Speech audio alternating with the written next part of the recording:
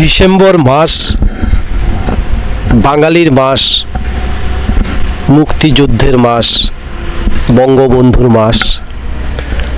আজ 8 ডিসেম্বর। বাংলাদেশ মুক্তিযুদ্ধের যে পটভূমি রচিত হয়েছিল সাবরুম 1 নম্বর সেক্টর দিয়ে, সেই পূর্ণভূমি 1 নম্বর সেক্টর গরিফা রাবার বাগানে আজ আমরা নবীন ত্রিপুরার পক্ষ থেকে উপস্থিত হয়েছি।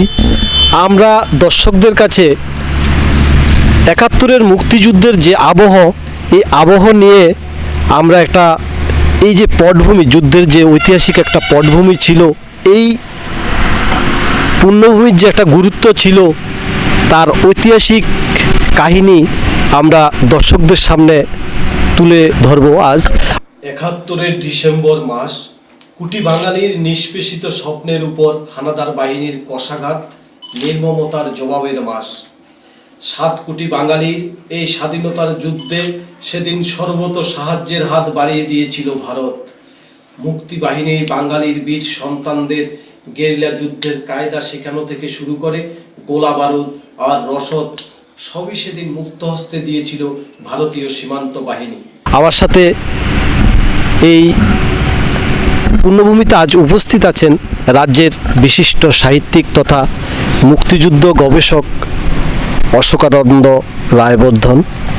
আমি স্যারের কাছে জানতে চাইব ওই সব দিনগুলির কথা, যেই দিনগুলিতে এখান থেকেই মুক্তিযুদ্ধের 1 নম্বর সেক্টর দিয়ে যে যুদ্ধের যে আবহ তৈরি হয়েছিল, তার বিস্তৃত বিবরণ আমরা দর্শকদের কাছে ওনার মুখ থেকে তুলে ধরব। নমস্কার। নমস্কার। আমরা আপনার কাছে মুক্তিযুদ্ধের যে বিষয়গুলা, এগুলা জানতে চাইব। আপনি তখন কি করতেন, বা তখন এই মুক্তিযুদ্ধের যে বিষয়গুলো ছিল, বা এর তৎপরবর্তী সময় আপনি যখন এটা নিয়ে গবেষণা করলেন, আপনি কি কি দেখলেন, কি কি পেলেন? পাশাপাশি ভারতবাসীর তথা ভারতীয় জওয়ানদের, এখানে একটা কথা না বললেই নয়, যে বিএসএফের যে 92 ব্যাটালিয়নের যে সৈনিকরা ছিলেন, যে জওয়ানরা ছিলেন, তাদের যে বীর গাথা, বাঙালির জন্য, বাংলাদেশের মুক্তিবাহিনীর জন্য তাদের যে বীর গাথা, এই বিষয়গুলি আপনি আমাদের সামনে তুলে ধরবেন। আসলে মুক্তিযুদ্ধটা আমাদের এমন একটা বয়সের সঙ্গে জড়িয়ে রয়েছে, যে সময়ে তারুণ্যের সৃষ্টি বা যুদ্ধ, লড়াই ইত্যাদি বিষয় সম্বন্ধে যৌবন উত্তপ্ত হয়ে ওঠে। এমন দিনেই আমাদের কৈশোর যৌবন বয়সেই আমরা মুক্তিযুদ্ধটা দেখেছি 71-এ, অর্থাৎ 1971 সনে। তখন আমি ক্লাস 10-এ পড়ি। তো কাজেই যুদ্ধ শুরু হয়েছে, এই বিষয়টাতে আমাদের মধ্যেও একটা উন্মাদনা তৈরি হতো। আর বিশেষ করে বাঙালিরা যুদ্ধ করছে, আমি নিজেও বাঙালি, তো এই দেশের বাঙালি আর ওপারের বাঙালি। বয়স তখন কেমন ছিল? ধরুন 14 বা 15 হবে, ক্লাস 10-এ পড়ি। তো দেখেছি 25শে মার্চ, যেদিন 1971 সনেরই 25শে মার্চ, ঢাকাতে প্রথম পাকিস্তানি সেনারা এসে নামলো। আর এদিকে চট্টগ্রাম বেতার কেন্দ্র থেকে পরদিনেই স্বাধীনতা ঘোষণা হলো। সর্বপ্রথম বাংলাদেশে যদি স্বাধীনতা যুদ্ধ শুরুর কথা, যেটা আক্ষরিক অর্থে লড়াই শুরুটা কিন্তু হয়েছে চট্টগ্রাম থেকেই। চট্টগ্রাম বিমানবন্দর, চট্টগ্রামের যে সমুদ্র বন্দর, সেখানে অস্ত্রশস্ত্র নামানোর চেষ্টা চলছিল, তার বিরুদ্ধে লড়াই শুরু হয়েছে শেষ পর্যন্ত পাকিস্তানি বাহিনীর। তারপরে পরবর্তী সময়ে এই যে মুক্তি বাহিনী, মূলত বাংলাদেশের তখন ইপিআর যারা ছিল, তারাই, আপনি একটু খুলে, ইস্ট পাকিস্তান রাইফেলস এর যারা, পাকিস্তান রাইফেলসের জওয়ানরাই মূলত মুক্তিযুদ্ধে নেতৃত্বই তারা দিয়েছে। এবং তারা আস্তে আস্তে সরে এসে রামগড়ে আশ্রয় নিয়েছে। দলে দলে যুবকরা তখন মুক্তি যুদ্ধে অংশগ্রহণ করছে ওপারের। তো রামগড়ে তাদের নিয়ে ট্রেনিং ক্যাম্প চলছিল। এমন সময় এই পাকিস্তানি হানাদার বাহিনীর লোকেরা ফেনী নদীর করাহাটের উপরে যে ব্রিজটা ভেঙে যখন এদিকে অগ্রসর হলো, তখন তারা সবাই আমাদের এদিকে আসলেন। যুদ্ধের যে এদিকে যখন পাকিস্তানি হানাদার বাহিনী যখন রামগড়ে মুক্তিযোদ্ধাদের আক্রমণ করলেন, তখন তারা সবাই এদিকে চলে তারা পিছু হটলো। পিছু হটলো। তাদের কাছে অস্ত্র শস্ত্র কিছুই ছিল না। তারা তখন হ্যাঁ, একটা ব্যাপার আছে, এর মধ্যে একটা ব্যাপার আছে। ইতিমধ্যেই কিন্তু বাংলাদেশ থেকে, বিশেষ করে রামগড় থেকে নেতৃত্বরা বেশ কয়েকজন এই পারে চলে এসেছিলেন অস্ত্র শস্ত্রে যোগাযোগ করার জন্য, কিভাবে পাওয়া যায়। এই ফেনী নদীর উপরে একটা বাঁশের সাঁকোও তারা তৈরি করে ফেলেছেন আসা যাওয়ার সুবিধা, মানে আগে থেকে একটা প্রস্তুতি তারা নিয়েছেন। রামগড় হানাদার বাহিনী আসার সঙ্গে সঙ্গে তারা এই পারে চলে এসছেন এবং মুক্তিযুদ্ধের যে সেক্টর, গোটা বাংলাদেশকে কেন্দ্র করে যে সেক্টর ছিল, 10টা সেক্টর তাদের ছিল। মুক্তিযুদ্ধ 10টা বা 11টা ছিল, আমার ঠিক 10টাই হবে। হ্যাঁ, আর এই যে রামগড় এবং তৎসন্নিহিত অঞ্চল, বিশেষ করে পার্বত্য চট্টগ্রাম ফেনী নদীর পাড় নিয়ে যে অংশটা, সেটাই ছিল 1 নম্বর সেক্টর। পরবর্তী সময় তারা এখানে সরে এসে আমাদের এই স্পটে, এই ভূমিতে, আমি এখন যেখানে দাঁড়িয়ে আছি হরিণার এই ভূমিতে, এই জায়গাটার বর্তমান নাম গরিফা এবং এটা একটা রাবার বাগান এখন, এইখানে তাদের ক্যাম্প তৈরি করে। এই ক্যাম্পে মীর শওকত আলী, তারপরে এক সময়ের বাংলাদেশের রাষ্ট্রপতি ছিলেন জিয়াউর রহমান, তারা এখানে ট্রেনিং ক্যাম্প করেছেন, তাদের ট্রেনিং দিয়েছেন। তারা এখান থেকে মুক্তিবাহিনী একটা অংশ হরিণা বাজার দিয়ে সাবরুম শহরে যাওয়ার যে জাতীয় সড়ক, সেই জাতীয় সড়ক ধরে রামগড় যেতেন, ফেনী নদী পেরিয়ে ওই সেই বাঁশের সাঁকোটা দিয়ে গিয়ে ওপারে অপারেশন চালাতেন। আরেকটা দল এখান থেকে রওনা হতো, হরিণার পরে একটা রাস্তা আছে যেটা ছোটখিল বটতলা এলাকা বা থাইবুং হয়ে রানীগঞ্জ বাজারের ওই দিক দিয়ে তারা চলে যেতেন আন্ধারমানিক অঞ্চলে। এখান থেকে আরেকটা গ্রুপ রওনা হতো মনুবাজারের দিক দিয়ে শ্রীনগর অঞ্চলে। শ্রীনগর সেক্টরে তো বিশাল যুদ্ধ হয়েছে, সেটা ওপারে বাংলাদেশের যে তখনকার সময় পূর্ব পাকিস্তানের যে ইপিআর বাহিনী এবং আমাদের মুক্তিযুদ্ধ, পাশাপাশি কাভারিং ফায়ার দিত আমাদের দেশের যে জওয়ানরা ছিল, বিএসএফের জওয়ানরা, তারা কাভারিং ফায়ার দিত, মুক্তিফৌজেরা আস্তে আস্তে এগিয়ে যেত, তারা লড়াই করত। সাবরুমের রামগড় সীমান্ত পেরিয়ে 8 কিমি দূরে হরিণায় গড়ে উঠেছিল মুক্তিযুদ্ধের ট্রেনিং ক্যাম্প। এই ক্যাম্পেই ছিল মুক্তিযুদ্ধের 1 নং সেক্টর। 71-এর ডিসেম্বরের 16 তারিখ ঘোষিত হলো স্বাধীনতা। বাংলাদেশ হলো পাক বাহিনীর, হানাদার বাহিনীর মুক্ত এলাকা। যুদ্ধের স্মৃতি নিয়ে কতই উন্মাদনা ছিল দুদেশের। পরবর্তী সময় ভারত বাংলা যৌথ উদ্যোগে পার্বতী ত্রিপুরার অনেক জায়গায় যুদ্ধের স্মৃতি গড়ে উঠলেও অবহেলিত রয়ে গেল হরিণা 1 নং সেক্টর। বাংলাদেশ স্বাধীনতার এই ইতিহাসে না বলা কিছু কথা আর না জানা কিছু তথ্যের অবতারণার প্রয়াস নবীন ত্রিপুরার পর্দায়। এই সব ঘটনা মানে এখন বলতে গিয়ে একটা মানে শিহরণ তৈরি হচ্ছে আমার মনে। আমি প্রতি মুহূর্তে আমরা দেখেছি আমাদের মাথার উপর দিয়ে বোমারু বিমান যাচ্ছে, বহু ঘটনা।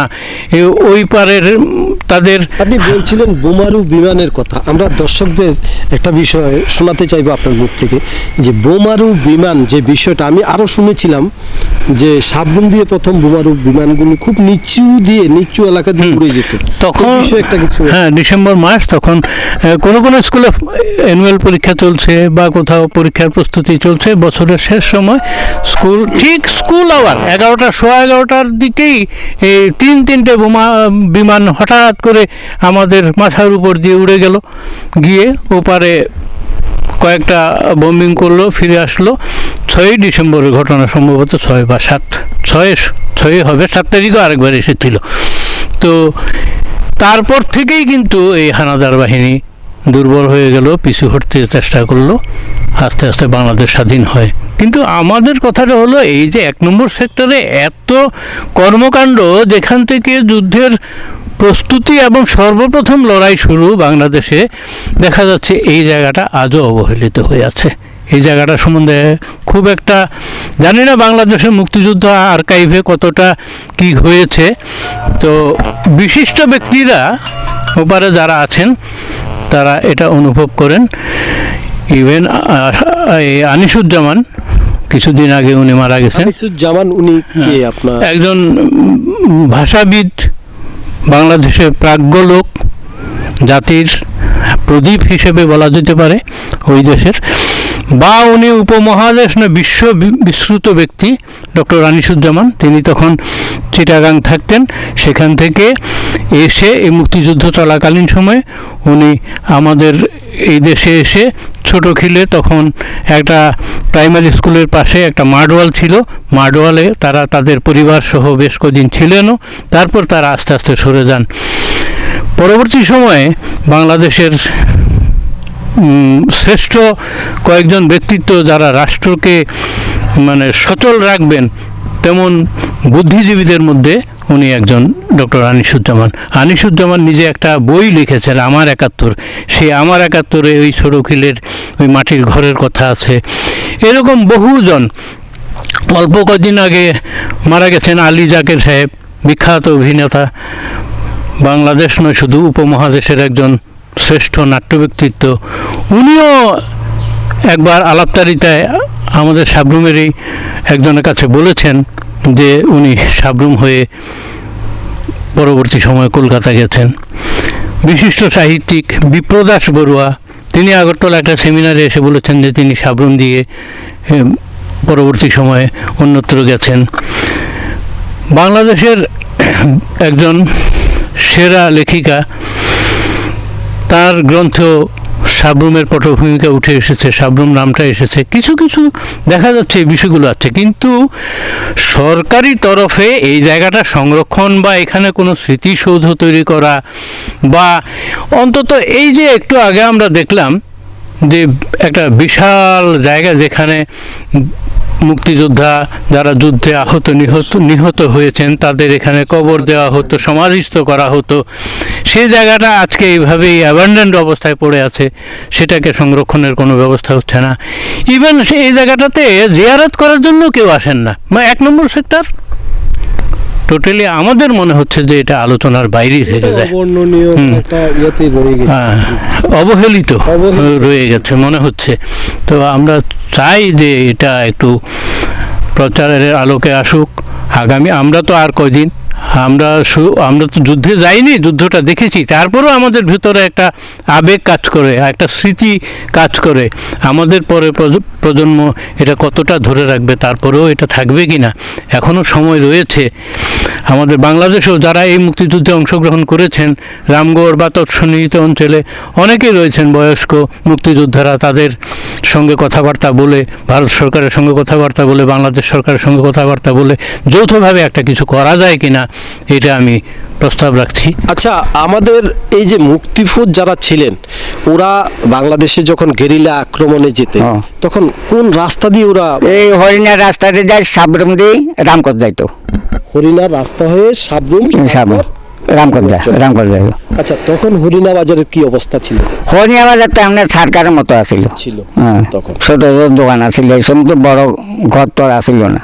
এমনি এখন তো কিছু ফরওয়ার্ড হয়েছে, আগে তো ছোট ছোট ঘর আসিল, দোকান ঘর তো রুম আসিল। আর আপনারা কি এই যে হানাদার বাহিনী যাদের এই রাজাকার বলছেন নিয়ে আসতো, ওদের কি কোনো চিৎকার হাহাকার? না, চিৎকার কিছু শুনি না, মানে তারা আনতো, চোখ তো বান্ধি আনতো, চোখ বেঁধে নিয়ে আনতো, বেঁধি তারপরে নিচে নামাইনি কোন আছে না আছে, এটা প্রমাণ লইতো আর কি, গাতিতে রাখি।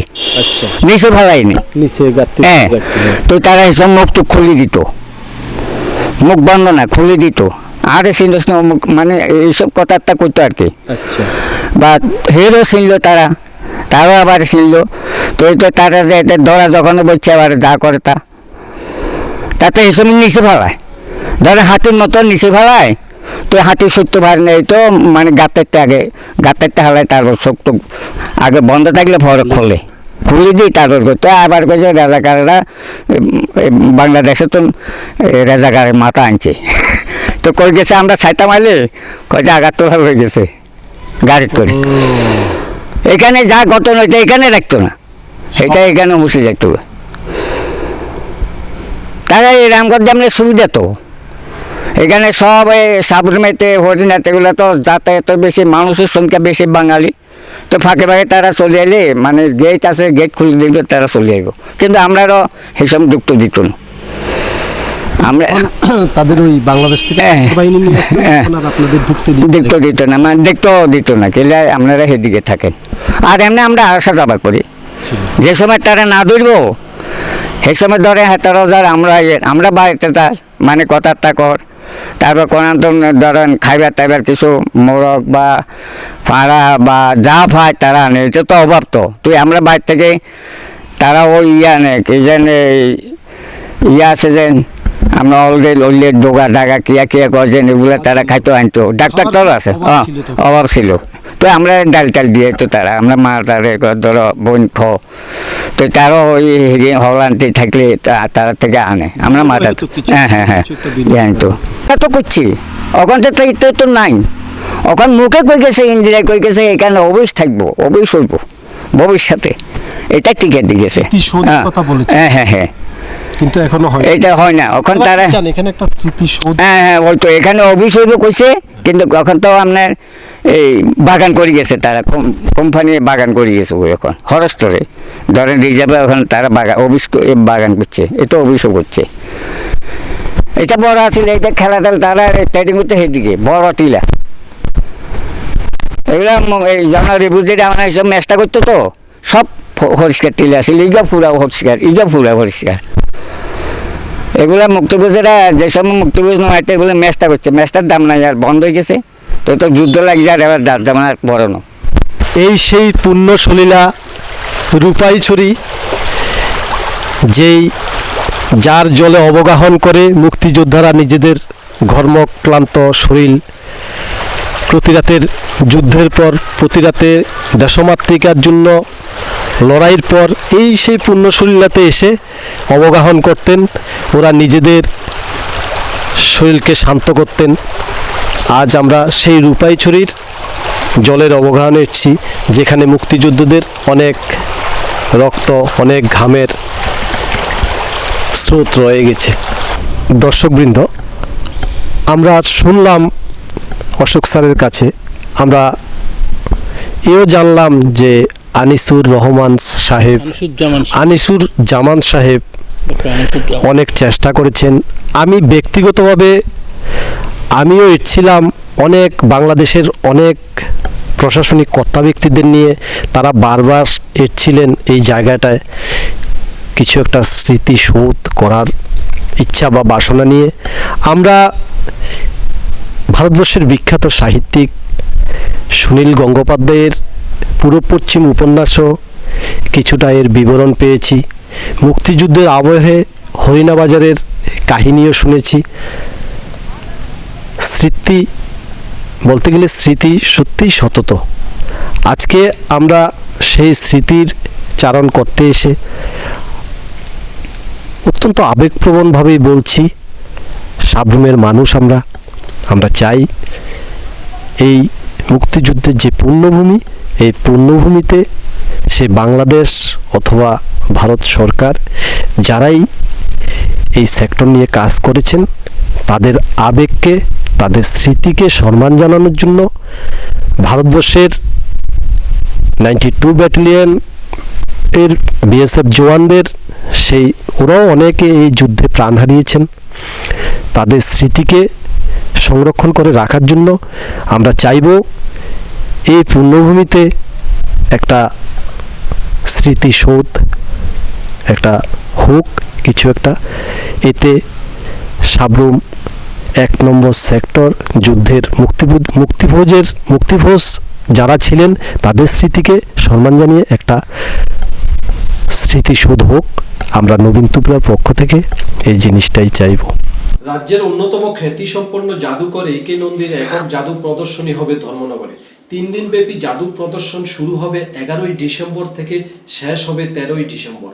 করোনা পরিস্থিতির কারণে এবং সরকারি বিধিনিষেধ থাকাতে সীমিত সংখ্যক দর্শকদের উপস্থিতিতে হবে জাদুকর একে নন্দীর ইন্দ্রজাল জাদু প্রদর্শনী। এটি অনুষ্ঠিত হবে ধর্মনগরের অর্ধেন্দু ভট্টাচার্য স্মৃতি ভবনে। জাদুকর একে নন্দী এক সাংবাদিক সম্মেলনের মাধ্যমে তার জাদু প্রদর্শনীর বিস্তারিত তুলে ধরেন। ধর্মনগরবাসী তথা উত্তর জেলার সকল দর্শকদের কাছে আমাদের বিনম্র অনুরোধ থাকবে, আপনারা আমাদেরকে সহযোগিতা করবেন, বিশেষ করে ছোটদেরকে নিয়ে এই অনুষ্ঠানে আসবেন। ছোটদের জন্য আমরা প্রচুর আমাদের জাদু আইটেম রেখেছি। বিশেষ করে ম্যাজিক শোয়ের মাধ্যমে কোভিড-19 সংক্রান্ত যে জনসচেতনতা ম্যাজিকের মাধ্যমে সেটা করার জন্য আমরা সরকারের কাছে কথা দিয়েছি। ধর্মনগর থেকে জয়ন্ত পালের প্রতিবেদন, নবীন ত্রিপুরা।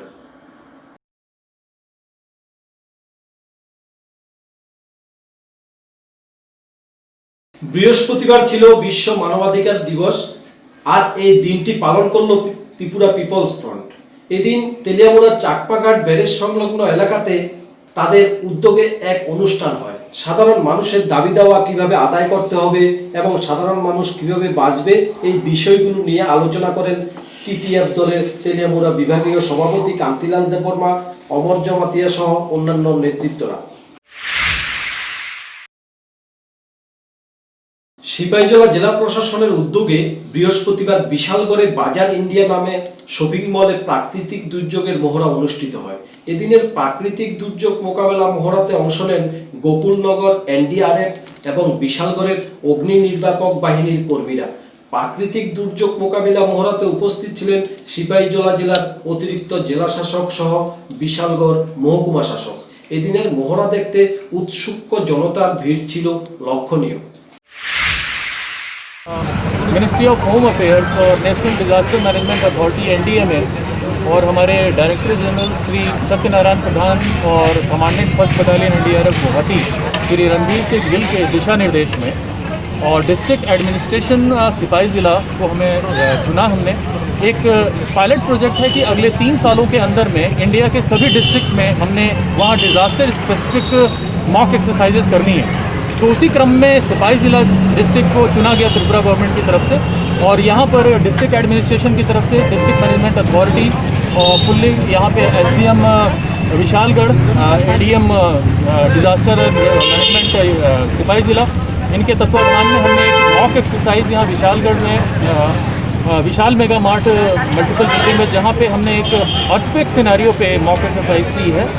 বিশালগড় থেকে নিজস্ব প্রতিনিধির প্রতিবেদন, নবীন ত্রিপুরা। সিপাহীজলা জেলা প্রশাসনের উদ্যোগে বৃহস্পতিবার বিশালগড়ে বাজার ইন্ডিয়া নামে শপিং মলে প্রাকৃতিক দুর্যোগের মহড়া অনুষ্ঠিত হয়। এদিনের প্রাকৃতিক দুর্যোগ মোকাবেলা মহড়াতে অংশ নেন গোকুলনগর NDRF এবং বিশালগড়ের অগ্নি নির্বাপক বাহিনীর কর্মীরা। প্রাকৃতিক দুর্যোগ মোকাবিলা মহড়াতে উপস্থিত ছিলেন সিপাহীজলা জেলার অতিরিক্ত জেলা শাসক সহ বিশালগড় মহকুমা শাসক। এদিনের মহড়া দেখতে উৎসুক জনতার ভিড় ছিল লক্ষণীয়। मिनिस्ट्री ऑफ होम अफेयर्स और national disaster management authority NDMA और हमारे डायरेक्टर जनरल श्री सत्यनारायण प्रधान और commandant first battalion NDRF Guwahati Shri Randhir Singh Gill के दिशा निर्देश में और डिस्ट्रिक्ट एडमिनिस्ट्रेशन सिपाही ज़िला को हमें चुना। हमने एक पायलट प्रोजेक्ट है कि अगले 3 सालों के अंदर में इंडिया के सभी डिस्ट्रिक्ट में हमने वहाँ डिज़ास्टर स्पेसिफिक मॉक एक्सरसाइजेस करनी है।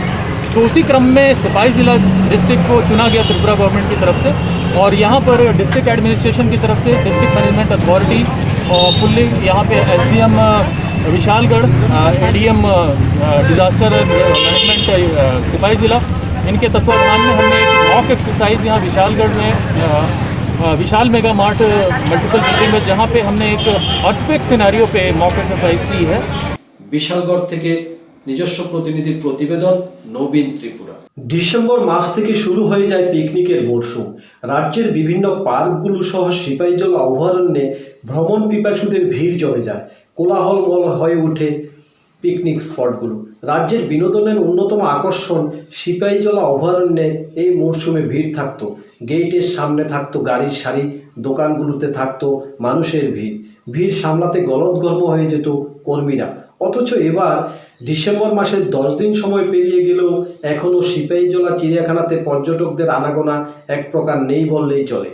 অনেকটাই ফাঁকা, ব্যস্ততা নেই কর্মীদের মধ্যেও। শীত অনেকটা জাঁকিয়ে বসেছে, তারপরও নেই তেমন আনাগোনা পর্যটকদের।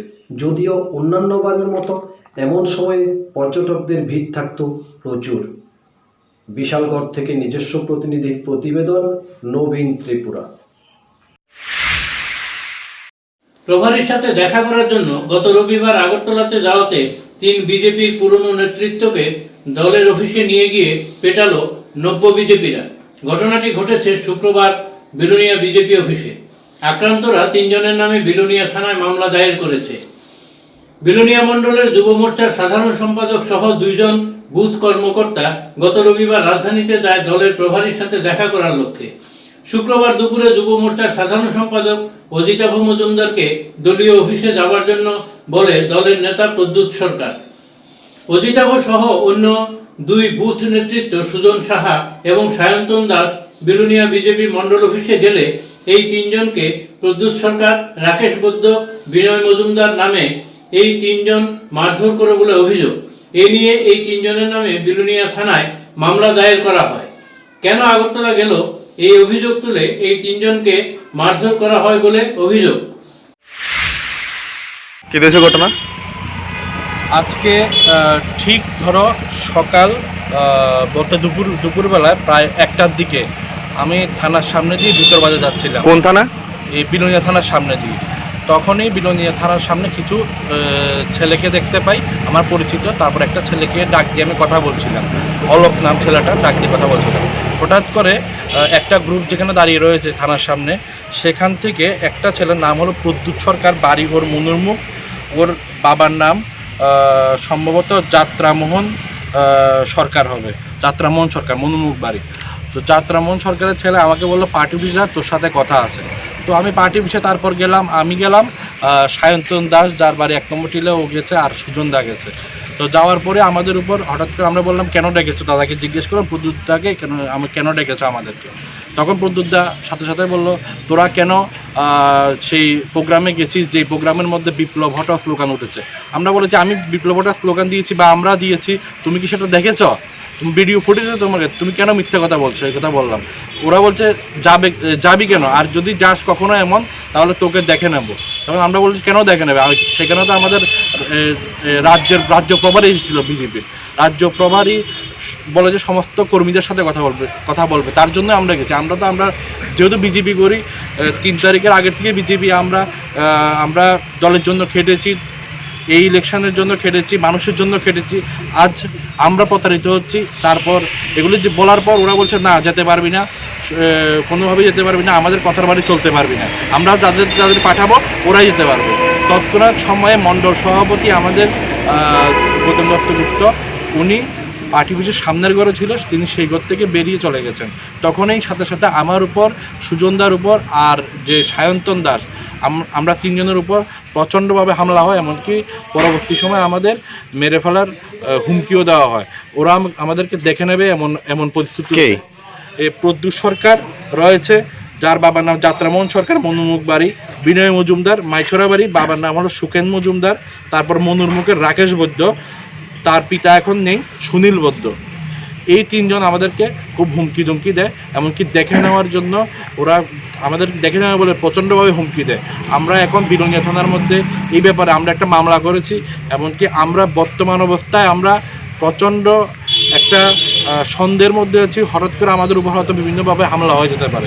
কিন্তু কী কারণে এই হামলা, আমরা কি রাষ্ট্রীয় প্রভারী যে আমাদের রাজ্য প্রভারীর সাথে দেখা করতে পারবো না? আমার দলের যিনি সুপ্রিমো রয়েছে রাজ্যের, ওনার কাছে আমার এই আবেদনটুকু রইল, আমরা কি রাজ্যের প্রভারীর সাথে দেখা করতে পারবো না? আর শুধু কি আমরা কি সবাই মিলে দল আনিনি না? বিলোনিয়া থেকে নিজস্ব প্রতিনিধির প্রতিবেদন, নবীন ত্রিপুরা। যুব বিষয়ক ও ক্রীড়া দপ্তরের উদ্যোগে মহকুমা ভিত্তিক inter club open football champion final match শুক্রবার বিলোনিয়ার বিদ্যাপীঠ মিনি স্টেডিয়ামে অনুষ্ঠিত হয়। এই মহকুমা ভিত্তিক ইন্টার ক্লাব ওপেন ফুটবল প্রতিযোগিতায় চ্যাম্পিয়ন হয় ওরিয়েন্টাল ক্লাব, রানার্স হয় বিবেকানন্দ সমাজ উন্নয়ন কেন্দ্র।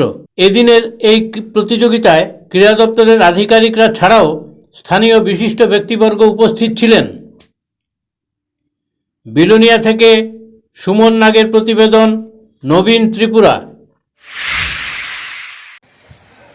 মানব সমাজে বাঁচতে গেলে আমাদের যেরকম মানুষের মতো মানুষ হতে গেলে পড়াশোনা দরকার, ঠিক তেমনি পড়াশোনার পাশাপাশি আমাদের খেলাধুলারও প্রয়োজন। কারণ শরীরকে সুস্থ রাখতে সুশৃঙ্খল জীবনযাপন গড়ে তোলার জন্য আমাদের খেলাধুলা একান্ত প্রয়োজন। আপনারা সবাই জানেন যে আজকে আমাদের প্রায় 8-9 মাস মতো আমরা কোভিড পরিস্থিতির মধ্য দিয়ে চলছি।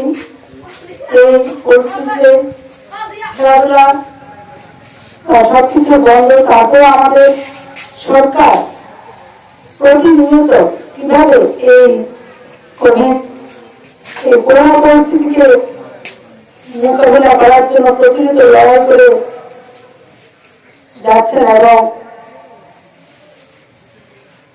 বিভিন্নভাবে বিভিন্ন পরিস্থিতিতে প্রতিনিয়ত সাহায্য করে যাচ্ছেন।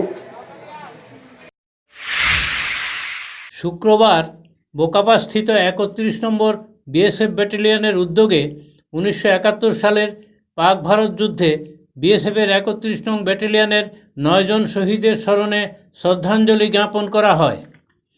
উল্লেখ্য যে 1971 সালের 7 ডিসেম্বর পাঞ্জাবের মামডট সেক্টরে 31 নং বিএসএফ ব্যাটালিয়নের অ্যাসিস্ট্যান্ট কমান্ড্যান্ট আর.কে. ওয়াধা পরমবীর চক্রের নেতৃত্বে বালুচ সৈন্যকে পরাস্ত করে রাজা মহাত্তম বিওপিটি পুনরুদ্ধার করেন। 10 ডিসেম্বর শত্রুপক্ষ পুনরায় আক্রমণ করলে শহীদ আর.কে. ওয়াধা পরমবীর চক্রের নেতৃত্বে বিএসএফ বাহিনী অসম সাহসিকতার সঙ্গে যোগ্য জবাব দেন। কিন্তু 11 ডিসেম্বর 1971 শহীদ আর.কে. ওয়াধা অ্যাসিস্ট্যান্ট কমান্ড্যান্ট শত্রুপক্ষের স্প্রিন্টারের আঘাত পান এবং বীরগতিপ্রাপ্ত হন। এছাড়া সেদিন 31 নম্বর বিএসএফ ব্যাটালিয়নের আরও 8 জন জওয়ান মৃত্যুবরণ করেন। এদিন বোকাপাস্থিত 31 নম্বর বিএসএফ ব্যাটালিয়নের তরফে সেদিনের যুদ্ধের শহীদ ডিআইজি জমিল আহমেদ, শহীদ দীনেশ কুমার, শহীদ রাজীব কুমার সহ অন্যান্য শহীদদের স্মৃতিচারণ করেন এবং পুষ্পার্ঘ্য অর্পণ করে সম্মান জানান। इंडो पाक वार में 31 बटालियन पंजाब राज्य के मंदोर सेक्टर में तैनात थी।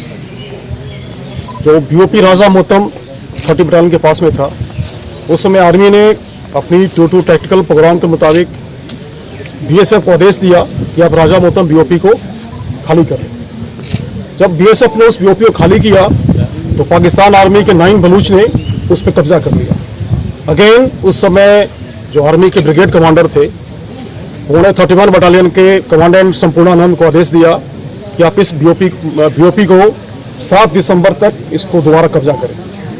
बीएसएफ का रोल अटैक नहीं है, बीएसएफ अटैक करना आर्मी का काम है, बट बीएसएफ की गौरवशाली परंपरा में बीएसएफ को अटैक का टास्क आर्मी ने दिया और कमांडेंट संपूर्णानंद ने उस कार्य को श्री रामकृष्ण वाधवा को सौंपा गया। श्री रामकृष्ण वाधवा को 2 प्लाटून स्ट्रेंथ दिया गया राजा मोहतम बीओपी पे अटैक करने के लिए। और श्री आर.के. वाधवा ने अपनी पूरी प्लानिंग की और अपना अटैक किया। उसमें जो मेन पहलू क्या था अटैक का, सबसे इम्पोर्टेंट था कि बीएसएफ जवानों का हौसला। उन्होंने दुश्मन को धोखा दिया। दुश्मन को यह महसूस कराया गया है कि आपकी इस पोस्ट पे एक बटालियन अटैक कर रही है, जबकि हमारे पास क्या था, 2 प्लाटून थी। दोनों प्लाटूनों ने पोस्ट को चारों तरफ घेर लिया और एक तय समय पर सबने बार क्राई किया, बोले सो निहाल सत श्री अकाल। जो 31 बटालियन बीएपी बटालियन थी, जिसमें मैक्सिमम ट्रूप्स थे उस समय वो पंजाब में। हमारा पंजाब का रेजिमेंट का जो बार क्राई है, बोले सो निहाल सत श्री अकाल। उन्होंने इतना ऐसा वार क्राई किया कि दुश्मन को महसूस हुआ कि इस पोस्ट पे एक पूरी बटालियन अटैक कर रही है। वो आधा जो दुश्मन था घबरा करके जो वार क्राई से ही आधा वो भाग गया। बाकी का काम जो हमारे बहादुर आपको बताया गया था, हमारे ऑफिसर ने बताया है, बाकी का काम वाधवा साहब और उनकी टीम ने किया। वाधवा साहब ने खुद अपने ट्रूप्स को आगे से लीड किया और 9 बलूच जो पाकिस्तान आर्मी की काफ़ी रेगुलर बटालियन है, उसके हरा करके 7 दिसंबर को तय आदेश के मुताबिक। ब्यूरो रिपोर्ट, नवीन त्रिपुरा। রাজ্যের অন্যতম খ্যাতিসম্পন্ন জাদুকর একে নন্দীর একক জাদু প্রদর্শনী হবে ধর্মনগরে। 3 দিন ব্যাপী জাদু প্রদর্শন শুরু হবে 11ই ডিসেম্বর থেকে শেষ হবে 13ই ডিসেম্বর। করোনা পরিস্থিতির কারণে এবং সরকারি বিধিনিষেধ থাকাতে সীমিত সংখ্যক দর্শকদের উপস্থিতিতে হবে জাদুকর একে নন্দীর ইন্দ্রজাল জাদু প্রদর্শনী। এটি অনুষ্ঠিত হবে ধর্মনগরের অর্ধেন্দু ভট্টাচার্য স্মৃতি ভবনে।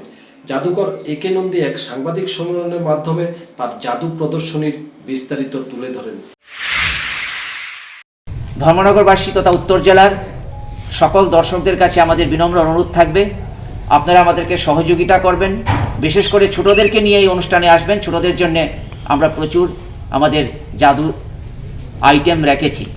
বিশেষ করে ম্যাজিক শোয়ের মাধ্যমে কোভিড-19 সংক্রান্ত যে জনসচেতনতা ম্যাজিকের মাধ্যমে সেটা করার জন্য আমরা সরকারের কাছে কথা দিয়েছি। ধর্মনগর থেকে জয়ন্ত পালের প্রতিবেদন, নবীন ত্রিপুরা। আসন্ন পুরভোটকে কেন্দ্র করে কৈলাসহরের সিটি কংগ্রেসের উদ্যোগে পাইতুর বাজার এলাকার মহাদেব বাড়িতে এক সভা অনুষ্ঠিত হয়। এই সভায় উপস্থিত ছিলেন প্রাক্তন বিধায়ক বিরিজিৎ সিনহা, ঊনকোটি জেলা কংগ্রেস সভাপতি বদরুজ্জামান, কংগ্রেস নেতা রুদ্রেন্দ্র ভট্টাচার্য সহ অন্যান্যরা। সভায় কংগ্রেস সমর্থকদের উপস্থিতি ছিল লক্ষণীয়। সভায় ভাষণদানকালে বিরজিৎ সিনহা বলেন, মানুষ শাসক দল বিজেপির কর্মকাণ্ডে অতিষ্ঠ, তাই পুরো নির্বাচনে কংগ্রেস জয়লাভ করার যথেষ্ট সম্ভাবনা রয়েছে। বক্তব্য রাখেন বদরুজ্জামান সহ অন্যান্য নেতারাও। রাজ্যে পুরভোটের দামামা না বাজলেও কৈলাসহরে পুর নির্বাচনকে নিয়ে কংগ্রেস দলের এই আগে মাঠ দখলের লড়াই যথেষ্ট ইঙ্গিতবহ বলেই মনে করছে রাজনৈতিক তথ্যাভিজ্ঞ মহল। আছে জেলা কংগ্রেস কমিটি আছে বা আমাদের অন্যান্য শাখা সংগঠন কমিটি আছে, সবাই থেকে বাছাই করে বিশিষ্ট জনদের নিয়ে যারা এই শহরের মধ্যে বুনেদি, যারা এই শহরের মানুষের কাছে জনপ্রিয়, সেই সব ব্যক্তিদের নিয়ে প্রথম একটা ইলেকশন কমিটি এখানে গঠন করতে হবে। এটা হচ্ছে আমাদের ফাউন্ডেশন, ফার্স্ট ইলেকশন কমিটি আমাদের গঠন করতে হবে। আর সেই ইলেকশন কমিটিতে এমন ব্যক্তিদের অন্তর্ভুক্ত করতে হবে যারা কিন্তু আজকেই শপথ নিয়ে যেতে হবে যে যতক্ষণ পর্যন্ত মিউনিসিপ্যালিটির ইলেকশন শেষ হচ্ছে না ততক্ষণ পর্যন্ত কংগ্রেসের জন্য নিবেদিত প্রাণ হিসাবে কাজ করবে। যদি এই ধরনের মানসিকতা সৃষ্টি করতে পারে, এই শহর থেকে মার্ক্সবাদী কমিউনিস্ট পার্টি এবং ভারতীয় জনতা পার্টিকে আমরা আগামী নির্বাচনে নিশ্চিত করতে পারি। কৈলাসহর থেকে নিজস্ব প্রতিনিধির রিপোর্ট, নবীন ত্রিপুরা। তেলিয়ামুড়া ত্রিশাবাড়ি রেল স্টেশন সংলগ্ন এলাকায় দুটি গাড়ির মাঝে মুখোমুখি সংঘর্ষ ঘটে। এই সময় একটি টমটম এসে পড়লে দুর্ঘটনা থেকে টমটমটিকে বাঁচাতে বাঁক নিতে গেলে টমটমটি উল্টে যায়। এতে টমটম চালক ও টমটমে থাকা এক যাত্রী আহত হয়। ঘটনাটি ঘটেছে শুক্রবার। জানা গেছে TR061574 একটি বোলেরো পিকআপ দ্রুত গতিতে এসে উল্টো দিক থেকে আসা TR06A1869 নম্বরের একটি ম্যাক্সি ট্রাকের সাথে মুখোমুখি সংঘর্ষ হয়। সে সময় একটি টমটম এসে পড়ে। টমটমটির চালক টমটমটিকে বাঁক নিতে গেলে উল্টে যায়। বোলেরো পিকআপ চালক মদমত্ত অবস্থায় ছিল বলে অভিযোগ। দুর্ঘটনার খবর পেয়ে তেলিয়ামুড়া থানার পুলিশ ছুটে আসে। তেলিয়ামুড়া থেকে নরেন চক্রবর্তীর প্রতিবেদন, নবীন ত্রিপুরা। उस बीओपी पर दोबारा कब्जा कर लिया। প্রথমে এই গাড়িটা বাড়ি দিছে, বাড়ি দিয়ে সেটাতে কোন আছে এইভাবে গাড়িটার টোল মারছে, টোল দিয়ে সেটা এইদিকে তো না লাগাই দিছে, আমি ফাতারে মেরে দিছি আর এটা ঠেলা দেয় পরে। তোমার টমটম তোমার টমটম কই যাইতা ছিলা তুমি? আমি ত্রিশাবাড়ি গেল। আচ্ছা, ওই যে ফালাইছে মানে হে কি আটক করছনি তোমরা? এই তো এত জন্য আটকেলো, এত গাড়ির মধ্যে বোয়া। আচ্ছা, হে কি নেশাগ্রস্ত অবস্থায় আসলো? আমরা তো সব নেশা গায়ে রাখছে, এত স্বীকার করে না। নেশা বসুতে আটতে পারে না। এখন থানাতে ফোন করছনি? আমি করছি না, আমার থানার নাম্বার নাই। থানাতে দিবানি অর্ডার কি করো মন उस बीओपी पर दोबारा कब्जा कर लिया। দীর্ঘ বহু বছর যাবৎ বেহাল দশায় পরিণত উদয়পুরের পূর্ব গোকুলপুর থেকে ছাতারিয়া ভায়া শালগড়া যাওয়ার গুরুত্বপূর্ণ সড়কটি। স্থানীয় মানুষ দীর্ঘদিন ধরে এই গুরুত্বপূর্ণ সড়কটি সংস্কারের দাবি জানালেও রাস্তাটি সংস্কার করার কোনো উদ্যোগ না নেওয়াতে এই সড়কে চলাচলকারী ভুক্তভোগী জনগণ ক্ষুব্ধ। এখন দেখার বিষয় সংশ্লিষ্ট দপ্তর রাস্তাটি সংস্কারের বিষয়ে কোনো পদক্ষেপ নেয় কিনা। এই রাস্তাটা কতদিন ধরে খারাপ? এটা তো আজকে 3-4 বছর ধরে এমন হয়েছে, যেমন রাস্তা পুরা খারাপ হয়ে গেছে। আমরা তো মালটা লুই আইতাম পারি না, যে অবস্থা। এখন আপনারা কি চান? আমরা তো এটা চাইতেছি পূজার পরে করাইবো, পূজার আগে করাইবো, কইল মানে ডেট দিতে আছে তারা, পুয়ে আইয়া করায় না তো। তাছাড়া এদিকে কি জনগণের কি অনেক সমস্যার সম্মুখীন হতে হচ্ছে নাকি? মানুষ অসুবিধা হইতে আছে, সবজিরও তুলে আইতে পারে না, সবজি কইরা জায়গা গাড়ির থেকে ব্যাগ কইরা জায়গা। তাছাড়া যান দুর্ঘটনা কি প্রতিনিয়ত ডেইলি হইতে আছে, মানে বাইকে কি ড্রাইভিং হইতে আছে। আরে এই রাস্তা বহুদিন ধরে খারাপ, এটা মনে করো 10 বছর হয়েছে। তাছাড়া প্রশাসন কি এই ব্যাপারে জানে? পিডব্লিউডি না, প্রশাসন তো অবশ্যই জানে মানে মাঝে দিয়া ওই গোকুলপুর বাজার থেকে প্রায় 1 কিলোমিটার পর্যন্ত রাস্তা আগেও বাড়ছে, তো এগুলি সব দিয়ে আমি চিনি। তারপর আর মানে কাজ করে না। আমি কিরে তোরা বাজারে দেখলাম যে দিয়ে আবার কাজ বন্ধ করে দিছ, কয় না ওই তো আমরা একটা টাকা টোকা পাই না, কি কাজ করাম, বিল টিল পাইলে পরে না চিন্তা করুন, একদিন বললো আর। তাছাড়া আপনাদের কি অনেক সমস্যার সম্মুখীন হতে হচ্ছে নাকি? সম্মুখীন মানে চলতে যেমন আমার এখন প্রায় 70 বছর বয়স, সাইকেল দিয়ে যেতে আমার যান ফাটাফাটি, ধাক্কা করে, তো এগুলি কি বলুন বলো, কিছু করার নেই। এটা কোন জায়গা? এটা সাতারিয়া পশ্চিম, এটা পূর্ব সাতারিয়া। এটা কোন জায়গা দিয়ে যায়? এটা গোকুলপুর থেকে পশ্চিম মানে সাতারিয়া হয়ে টেপানিয়া প্লাস শালগড়া থেকে বিভিন্ন মুখে যেতে পারে। উদয়পুর থেকে নিজস্ব প্রতিনিধির প্রতিবেদন, নবীন ত্রিপুরা।